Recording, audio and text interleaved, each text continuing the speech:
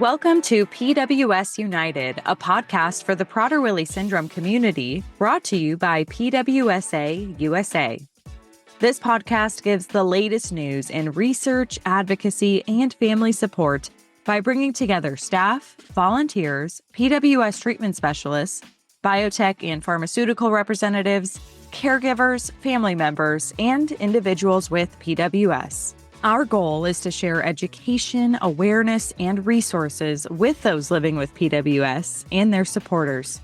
Join us in our mission to enhance the quality of life and empower those affected by Prader-Willi syndrome.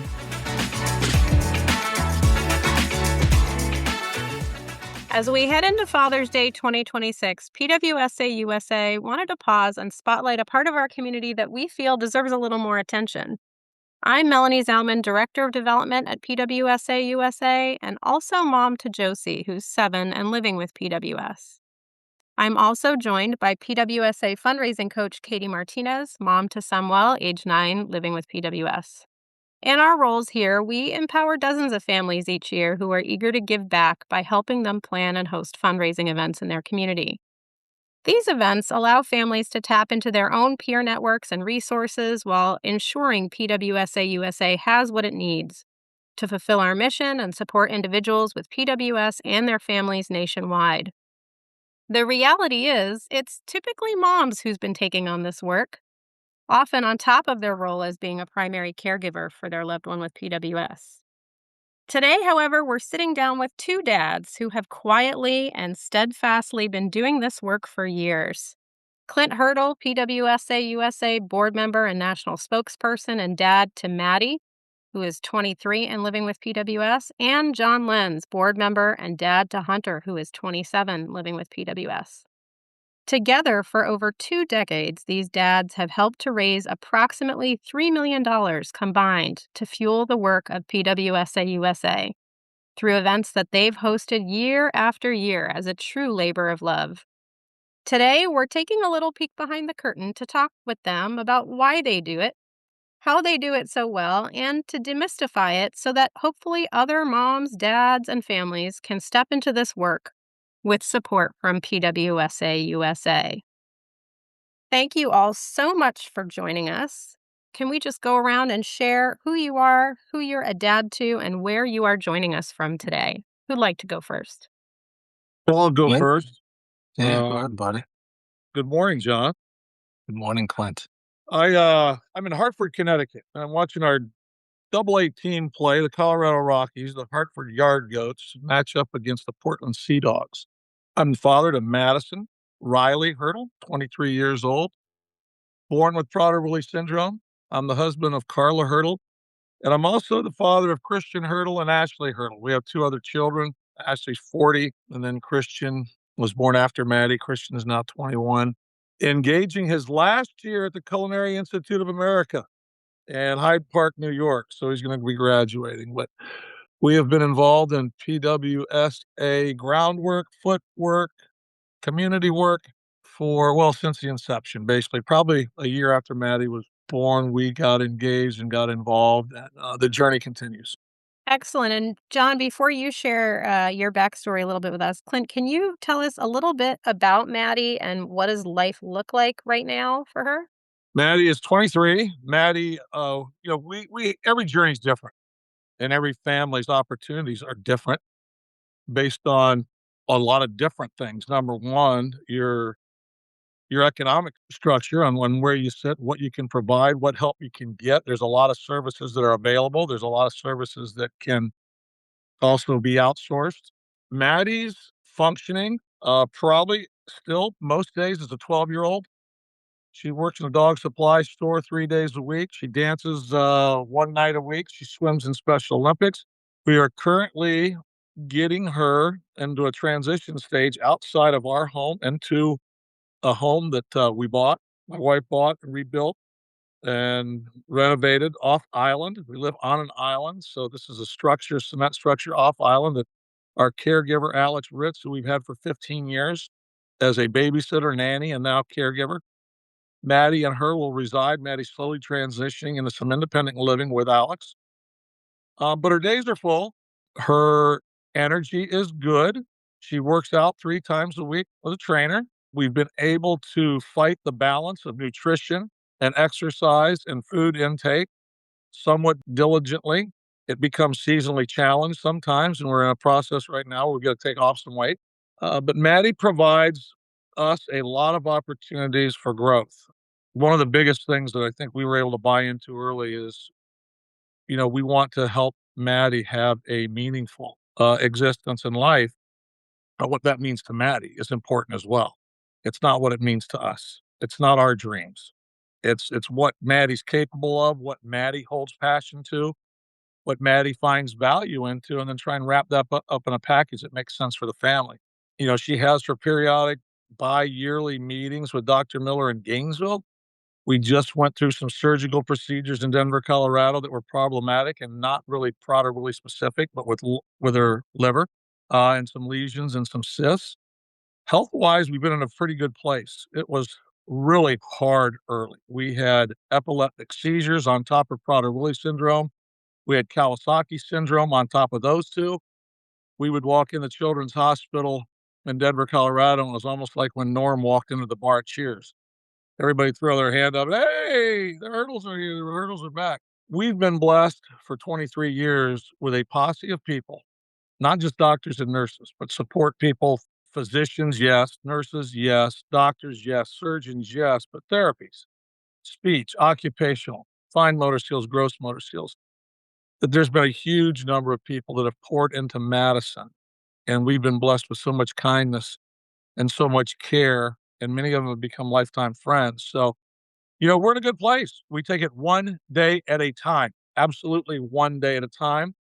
And right now, the highlight of our week was Tuesday night. Maddie won at bingo and won $305, and you thought she won $27 million. Having played bingo with Maddie, I could see how that would work. You bet. So John, what about you? Tell us a little bit about who you are, about Hunter, where you're joining us from today, and how Hunter's journey is going so far. Yeah, thanks for the time and great to see you all. So I'm calling from Boston. It's basically where I live or outside of Boston in a small little town called Lakeville, Mass.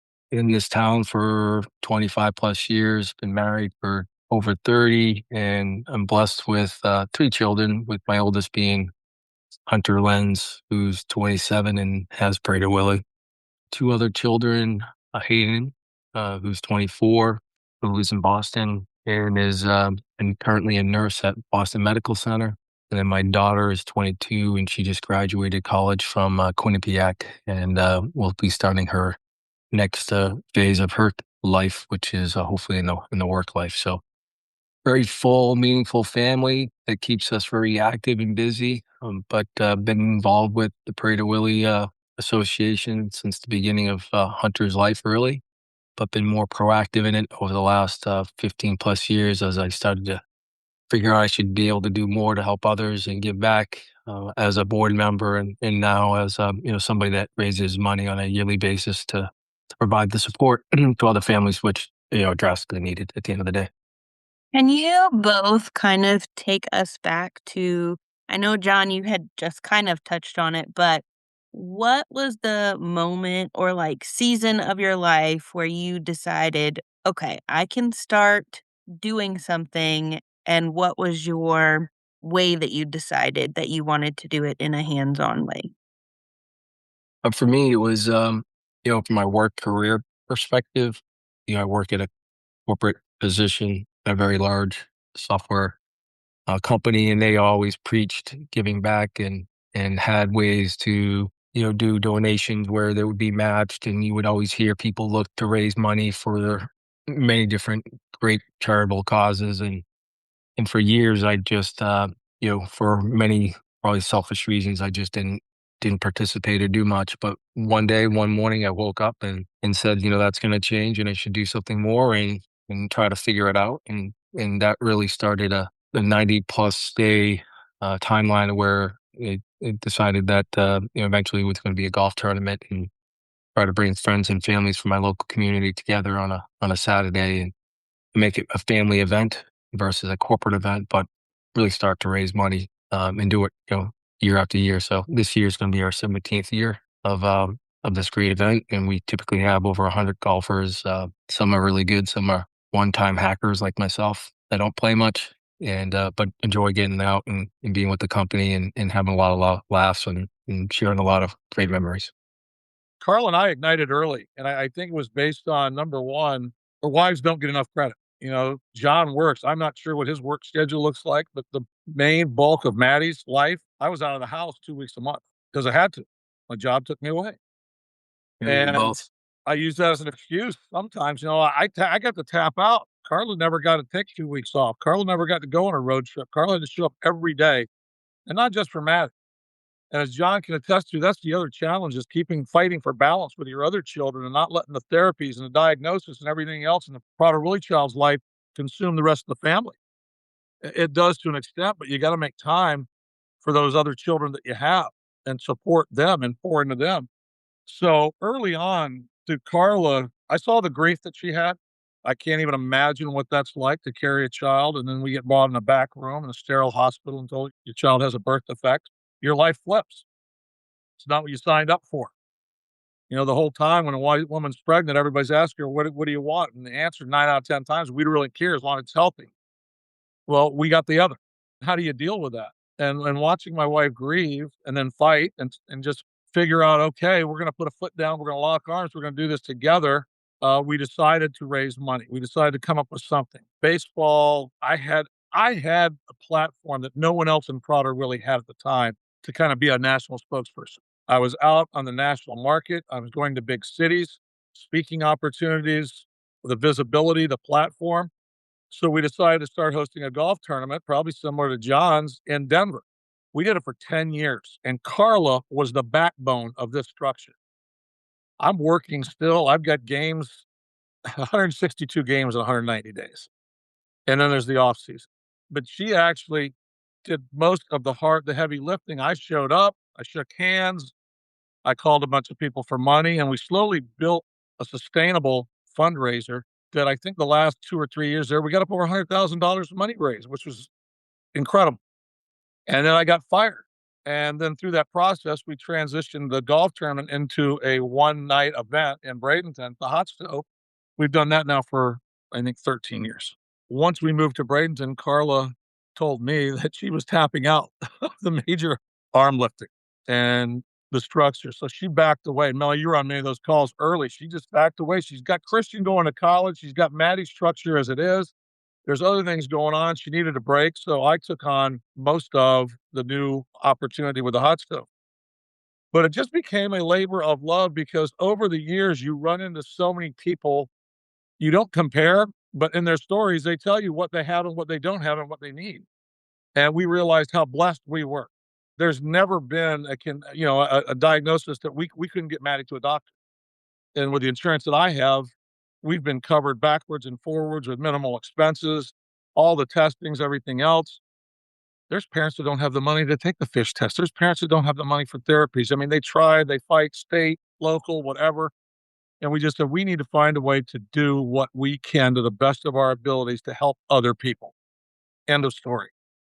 And it's not just through the Hot Stove fundraiser. Melanie, we've set up the Hurdle Endowment Fund, which got over $200,000 that we've put. Money's been used from time to time when a specific need comes up for Prader-Willi syndrome. But we've been blessed with resources, and then we're just trying to find a network that we can help raise other resources to be available for all the other families that don't have. And it's not that they're less than, they just have less. And maybe we can be that bridge to put them in a better place, to make something a little bit easier. At the end of the day, what we're trying to do, Carl and I, is make other people's lives a little easier, and those that have children, young adults with Prader-Willi syndrome. Yeah, you're very similar to me where for my job too, work quite a bit, and Lori, my wife, had to make a lot of sacrifices, to make sure our son had the best care. Not easy, but she's a special woman, and I know Hunter would not be having a good quality life if it wasn't for her.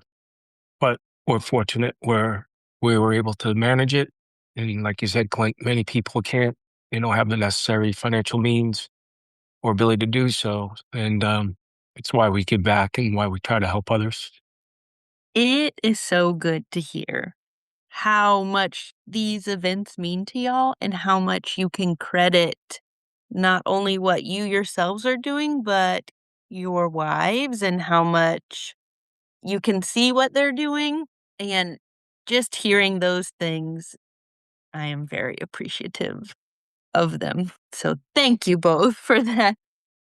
Can each of you tell us what your event kind of looks like day of for anyone who hasn't attended your events?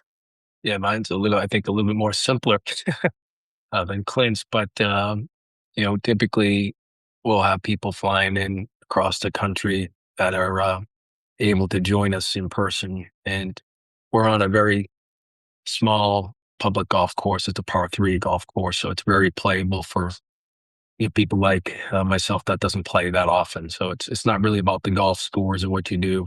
As I mentioned, it's really about couples coming together and playing a best ball par 3 golf course for 4 or 5 hours, intermingling and having refreshments and drinks and stuff like that. And then once the golf is over, everybody gets to the restaurant bar area where they socialize. There's a lot of raffles and silent auction items that are there that are either donated or made from other families that are willing to participate and be part of the day. And we go to the early evening, and we try to raise as much money as we can and have a lot of laughs at the same time. And it's really Hunter's day. He looks forward to it. It is, as Melanie can contest. He has 2 days in the calendar year. It's his birthday and the Hunter Lynn's Red Willie golf tournament. He looks forward to both of them, and I can't imagine not doing one ever for him, even if nobody shows up. It's so important for him. It's just crazy. Clint? Well, yeah, this is Maddie's night, and it's designed that way. It's all about Maddie, and slowly over time, we've been able to bring focus to some of the other children with Prader-Willi syndrome in the immediate area that show up. We've had Justice speak at the event, I think now for maybe 3 years, and she's such an impactful, dynamic young speaker. And then Angela's son was able to show up. The Garzia's son was able to show up. The Kane's daughter was able to show up. And we just give them a moment and honor them and tell them how proud we are of them. We looked at everybody that came up there, and I was the fattest one on stage.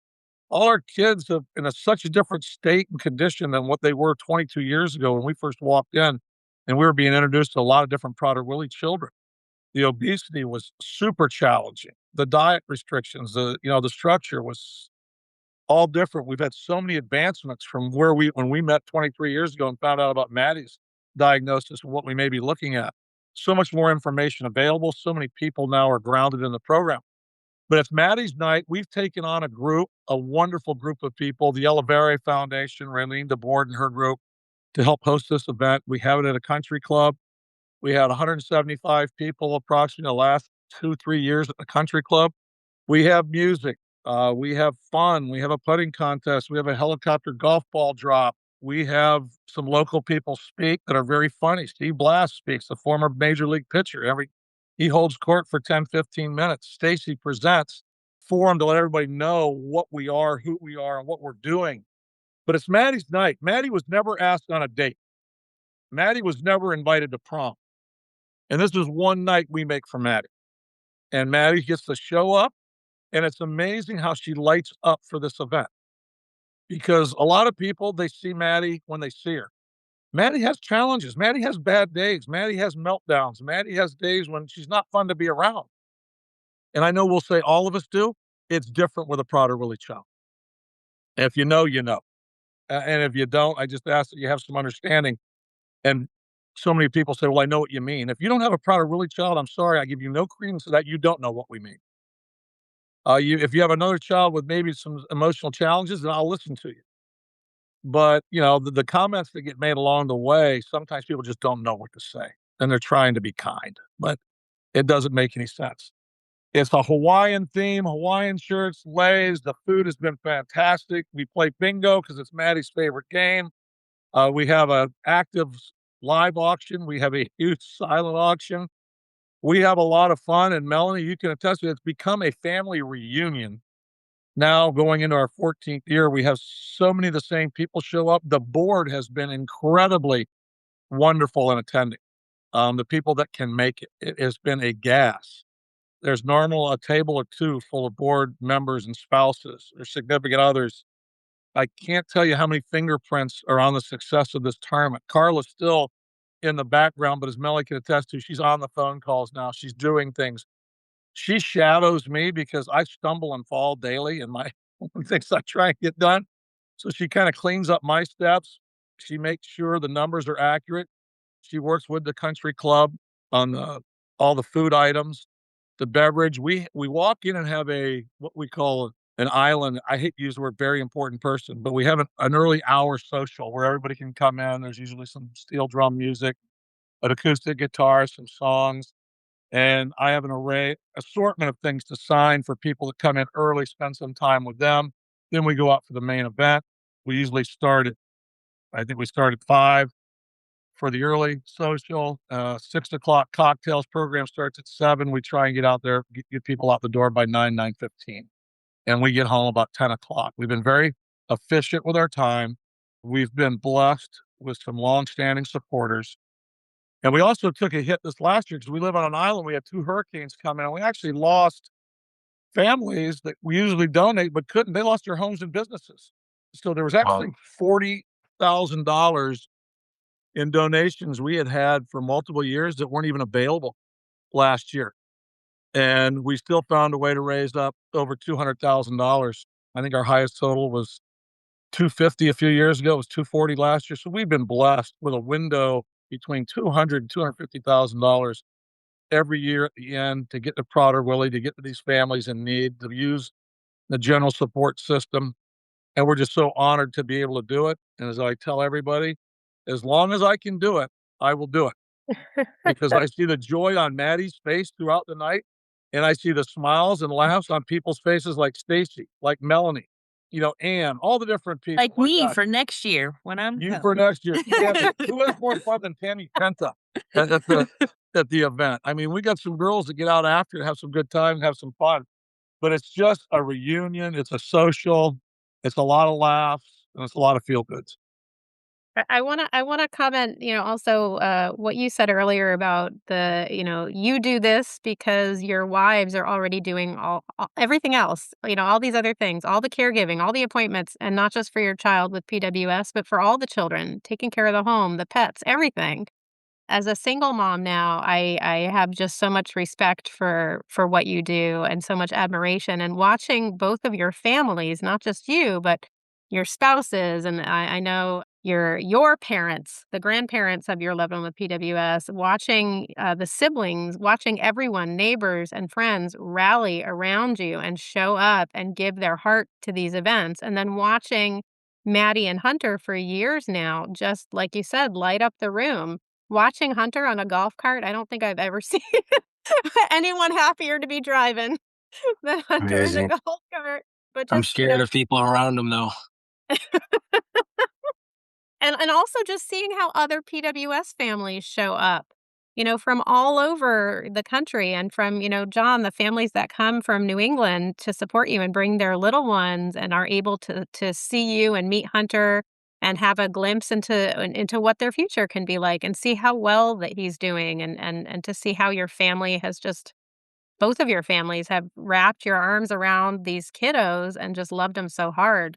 And Stacy couldn't be here for this interview, and I said, "What's the number one thing you want to ask?" And you've both sort of answered it in your own way. But before I proceed, I have to honor Stacy with this question because she and I just can't believe, year after year you do this. It would be easy to stop. You'd have more free time. You'd be able to volunteer in other ways. I'm sure even there's other organizations that you want to give some time and expertise to. What is it that inspires you to renew this commitment year over year over year? We have to know. It is for, my son personally.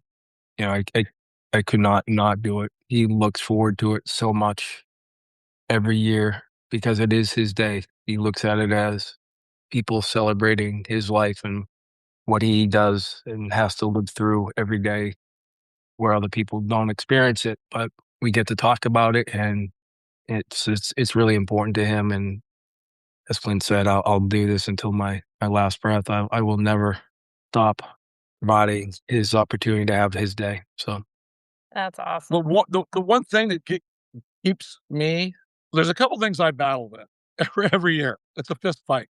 Fundraising's not fun. Asking people for money is not fun. But this is where I've been placed, and this is one thing I can do in support of our daughter. And really, for us, it's in support of all the other kids as well. It's pretty mutual because, like I said, we've been blessed with resources. Every year when I was managing, I would go to these big cities, and there was a Prader-Willi syndrome association there, and it would either be a phone call or a tailgate or an afternoon luncheon where I'm meeting families from East Coast to West Coast. So I'm getting to see all the families. I'm getting to see all the kids. And through those travels, though, I'm getting to hear everywhere I go. I wasn't even aware that, what is that? How does that happen? And to this day, it just blows my mind that we've been on the books 50 years, and how many years kids had Prader-Willi syndrome, nobody knew. The challenges those families were going through in honor of the pioneers that started 45 years ago, 40 years ago, many people still within our organization. It's in honor of them. It's locking arms with them, but I continually be mystified. We have a wonderful event down the street in Sarasota. Dick Vitale runs it, pancreatic cancer. He runs an event, raised $21 million in one night. We grunt, fart, struggle, arm wrestle, and we get to 250 one year, $250,000, and we're throwing our hands up. It's not about comparing. It's just the fact that there's still so much unawareness, the lack of awareness. And I think that's one of the biggest things I'm trying to do is just make people aware that it's out there. And then maybe to find a couple more donors to help us on our way. Because when people hear about it, it's not that hard of a sell.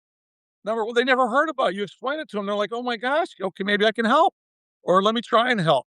But it's been, we're moving the chains slowly, but we're moving the chains.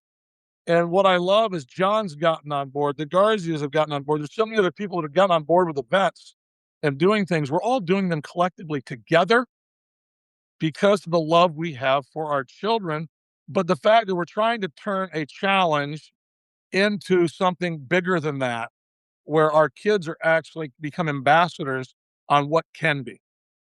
And when we saw those kids underneath the tent, Melanie, all come up, and we handed them all a Hurdle bobblehead, and just the look on their faces and how healthy they were. Because 22 years ago, when we were holding Maddie and walking into the other kids, the shapes and sizes weren't the same.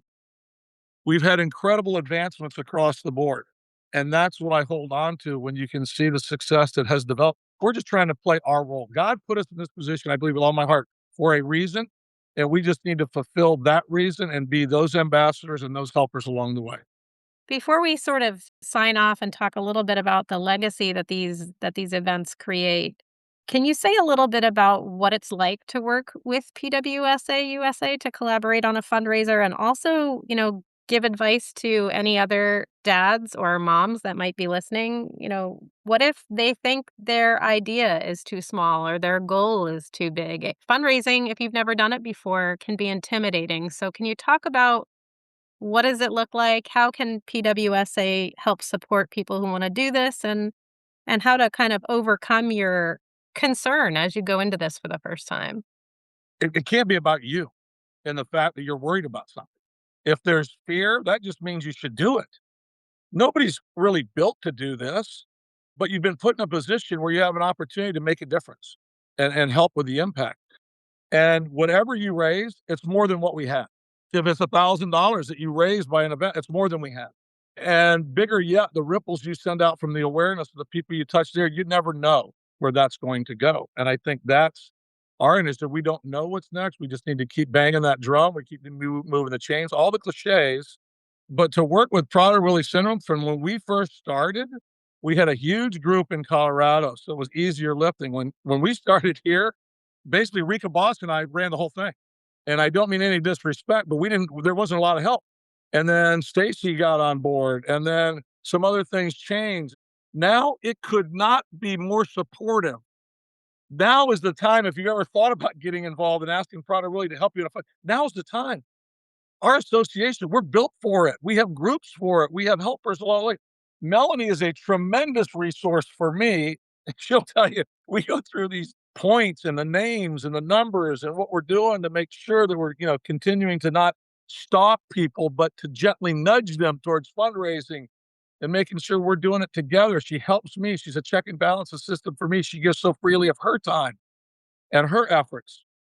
Her and I work together. That's it. There's nobody else on the phone when her and I go work together because I don't want the distractions. I get on the phone for our big meetings and I'm the only guy on the phone. Angela's on the phone. Carla's on the phone. Raylene, her Angela, all these other words. It's a bunch of women and me. And there's days like all I got to do is show up and stand in the background, let these smart women kind of take care of everything. So there's never been a better time to float an idea and just get it started. That's the big thing is take action and get it started. Once you get it started, I think you'll be amazed at what kind of feelings you get and what you'll want to do next. Yeah, the first thing is when the person decides to, raise for Prader-Willi syndrome, it's an easy phone call to you, Melanie, and to the staff and just ask for help and awareness and guidance. And then there's always others that, can help and just give suggestions and provide advice.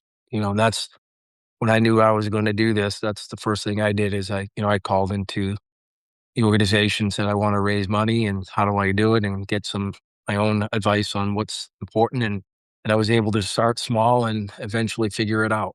But I'll tell you, the structure is there. Once you really do it once, it's really easy to replicate a lot of the components of the fundraising year after year. You'll find, similar people that are willing to donate one year, they'll be willing to donate the next year and the next year and join and participate. So it's really just getting over your fear of that first time. But once you get through that fear, it becomes so much easier to keep replicating the process year over year. And it really doesn't take me a lot of work on a yearly basis. Yes, I have to nudge people. Yes, I have to go to local stores and stuff like that to ask for help, but it's a casual process of my day or my weekends that I'll add some time in to make sure it happens. But it really is a smooth process. But what I'm seeing based upon requests is that there is a lot of people in the younger age bracket than myself that is coming to our organization and asking for help and asking for assistance. And it's a really good thing to see other families, willing to participate and take the time to, to raise great, important funds for our organization. I think this year alone, over $750,000 was raised from people that are just like me and Clint, willing to go out there for some form of a walk or wine tasting event or some other activity. It's just great to see others are doing it. And I'm glad I'm able to be just a small part of it over time. Wonderful. Well, thanks for the plug. Katie and I are always standing by, ready to respond to an email or a phone call. And, I used to do a lot more coaching, but our fundraising operation has just gotten to be so big and so many different revenue streams. And I'm glad to have Katie's help and both of us as parents connecting to other families. Before some final reflections here, what legacy do you hope your event leaves? I know it's not about you. I know it's about your loved ones, but looking ahead years down the road, what do you hope will be able to happen or happen more because of the impact you've made with the funds that you've raised? It's still about the awareness for me. Yeah. And at the end of the day, there's going to be a day I'm not around. It won't matter what I think. Truthfully, I just need to be present and do what I can do while I'm here and while I'm available. And I'm not concerned one bit about the legacy. That's not in my hands, what people are going to think, what they're going to say. I'm just going to put forth the effort. And I'm going to do it from a heart of kindness, from unconditional love for everybody that's involved. Try and be a helper, try and be kind, and know that all of this is in my life for some reasons that I wasn't aware of early, but it's helped probably sand some rough edges off of me, where I look at people a lot differently with disabilities and with challenges, and especially the families that they represent.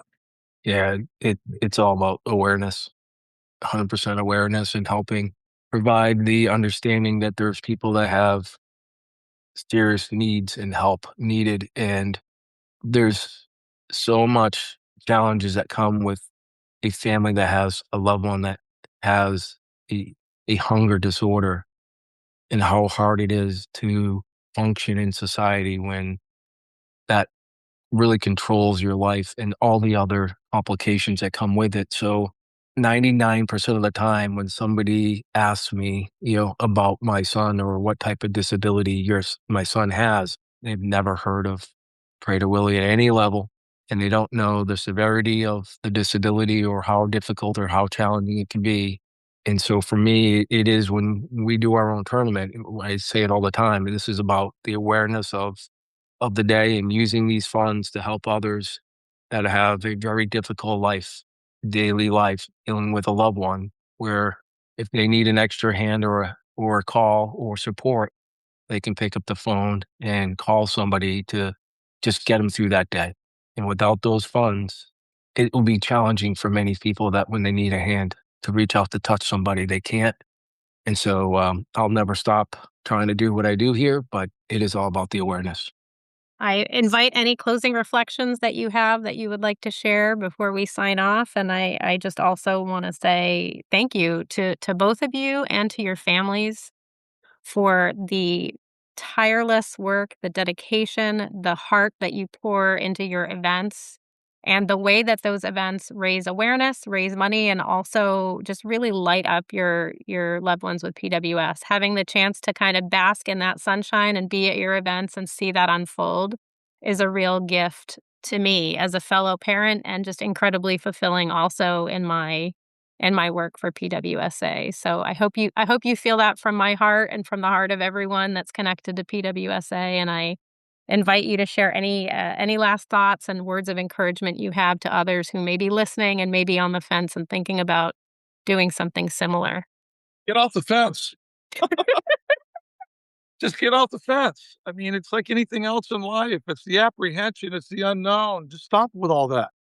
Because one thing it will do, it'll take your focus off whatever your focus is on at that particular point and put it somewhere else. And it's kind of good to redirect your focus because you're not getting self-consumed with maybe the challenges you're involved. We've had times when it's been really, really hard with Maddie. And then when you can unplug from that, refocus on something else, it's amazing how it all works out. And truthfully, one of the byproducts of this, Maddie looks at this event with great anticipation. And she feels like it's part of hers. I show her every donation. And I think, Melanie, you'll attest to it. We have over 300, I think it was close to 400 different people donate at some level this year. And Maddie sees them and it touches her. I'm not going to say it overwhelms her, but just to see, okay, I say, hey, look, here's another person that cares about you guys. Just to acknowledge the fact. And I think that's what's special and meaningful. We need to find ways to let our kids know that there's other people out there that love them or are willing to help. Absolutely. Couldn't have said it better. Off the fence, everyone. You don't need to raise $100,000 to be successful. You can raise $100. It's the point of doing something for somebody else. And also there's a sense of pride and goodwill, and for me, excitement on how I can help others. And so it's not really about the donations and the volume or the total dollar that may be towards, given to the charity, but it's more about what you can do. And people can crawl, walk, run. They can start really small and eventually get to a larger event, but just get going and don't worry about the size of the donation. It's what you've done in your heart to help others is most important. Well, thank you both so much. And I want to wish you both a very, very, very happy Father's Day. Thank you for all that you do for PWSA USA. And we'll have a link to your recent and upcoming events in the show notes so that people can learn more about them. Thanks so much. Thank you very much for your time. Clint, it was great seeing you, buddy. Thank you. You're both welcome. Thank you. Thank you, John. Take care.